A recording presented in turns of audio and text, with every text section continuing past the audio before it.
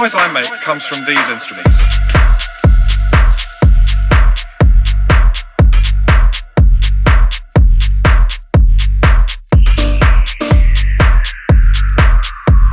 For example, this synth gives me this great sound we heard in their opening piece.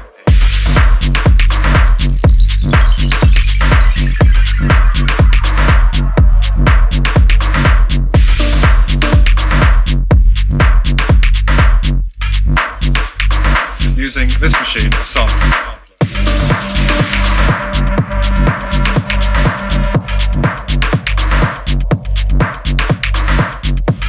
Synthesizers are still not quite as sensitive. You can't get all the nuances out of the synthesizer with your fingers that you can out of an acoustic piano. But that day will come. The noise I make comes from these instruments. For example, this synth gives me this great sound we heard in their opening piece, or I can link up several synths via this sequencer to produce a sophisticated backing track at the touch of a button. Or I can faithfully reproduce chunks of sound called samples and play them just like you would any other machine, using this machine as sample.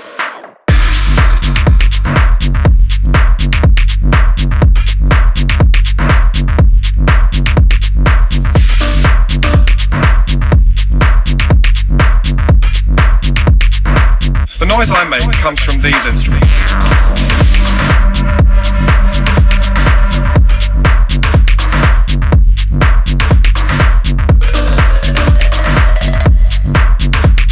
For example, this synth gives me this great sound we heard in their opening piece.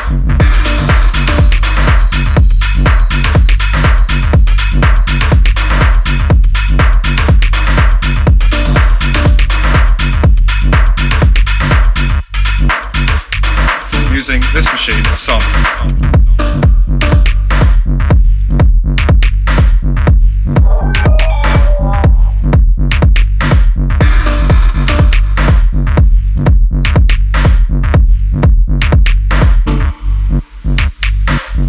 The keyboard was originally favoured by synth designers like Bob Moog and Alan Pullman because it was the easiest way of telling the synth which notes were being played. The keys act as switches, turning on or off the signals which produce the notes.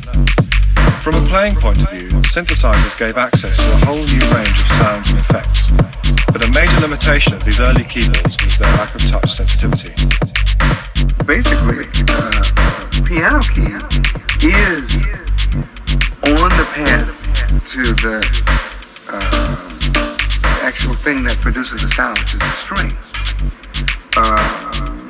The way you hit the key, the volume, and the speed with which you hit the key determines how the sound is going to be. These things are completely different. These keys are only switches. Volume happens to be a parameter that's controlled by the speed only that this key goes in. So,